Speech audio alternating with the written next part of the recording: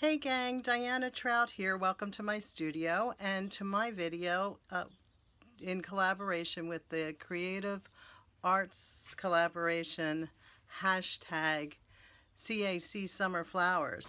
I've covered my work surface with a rag and a Ranger mat because this process really is a little bit messy. You can use any size brush as long as it's large. This is a 22 and I do love to use this brush, but it's a little messy, so I'm going to go with a 16 round today.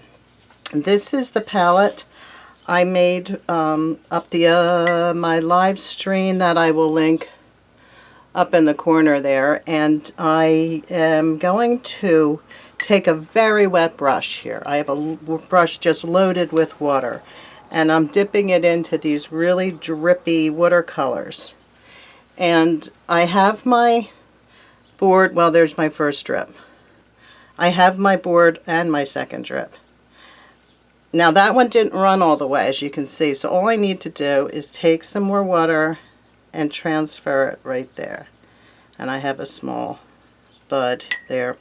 So that's all you need to do. It's a super simple. Load up with water. I don't typically mind that things get a little messy, as you probably realize if you've subscribed to me and watched my videos.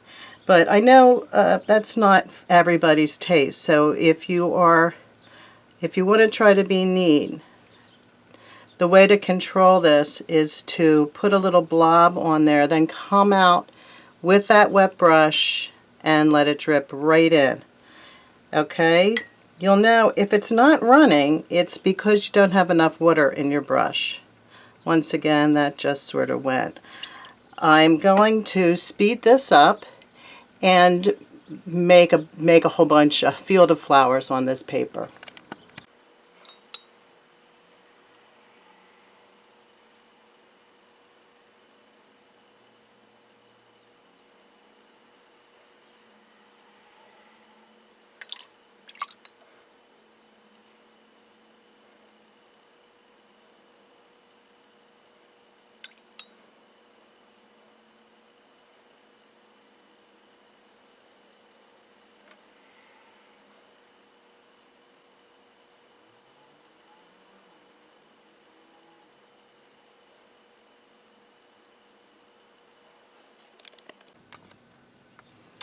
You can see I'm having trouble getting this particular color to run.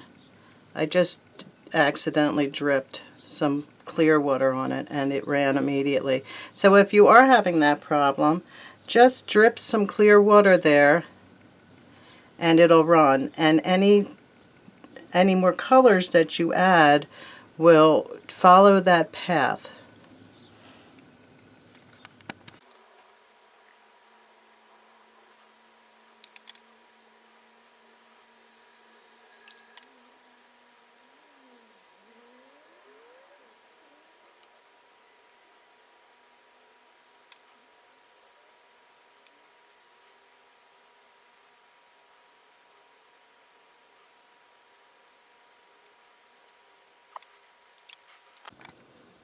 So if you are concerned about drips landing where you didn't want them, you could just prop up, what I would do is prop up your painting on something, and I'm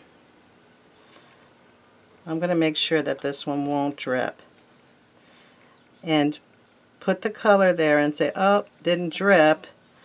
I need to get a whole bunch of water. I'm going to fill up my brush and hold my hand under it so it doesn't drip where I don't want it. And oops, the water is clean.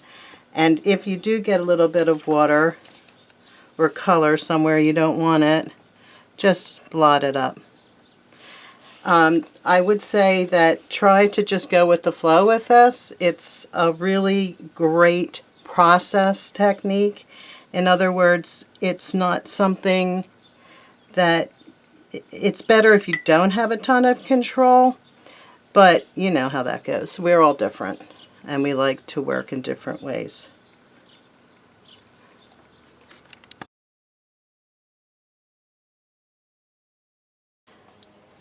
I've cut out a whole bunch of die cuts here, and I'm just laying them, trying out different ones and putting them on the card.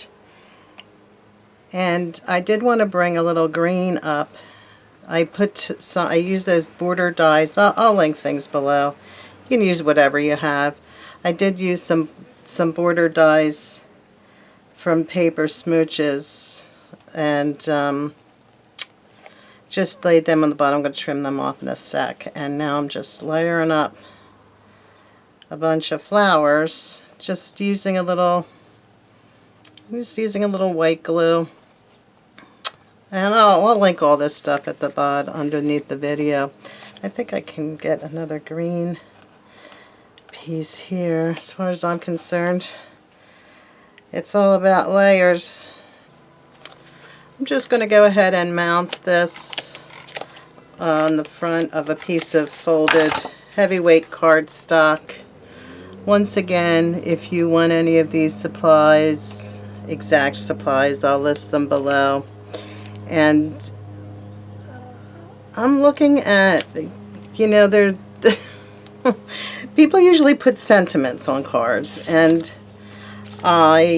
something about these cards that I've been making and have wanted to make is to make them as little pieces of art. So I'm been more thinking along the lines of adding words rather than sentiments. This happens to be, I don't know what this is from. It's from somewhere or other. So I'm just going to take this one and just get this word to just use today and snuggle this down in here. So it's not, well, I don't want to go that far. So it's not, the whole card is not about that, but it does sort of name the card and add another layer of artiness to it. So the other thing that I did, and that I don't know whether, but I can do here, is add some of this gold pen just as another detail. I could go in here and add more detail with that. It's up to you. Here are a couple of other cards that I made using the same drip technique, and this one is actually being softened by vellum, but you can see the drippiness there. And this painting is made using the same technique. I just added a whole bunch more painted detail. I think it's a wonderful technique to do in your art journal too. I could actually use some of these extra flowers. I'd add some more detail maybe and add some flowers to this, and I was thinking I could write along the bottom here in pencil. Don't forget to pop over at my blog, look for the videos I've linked up in the corner, and give me a thumbs up if you like this video. Comment, I love to read your comments, and don't forget to subscribe. See you soon.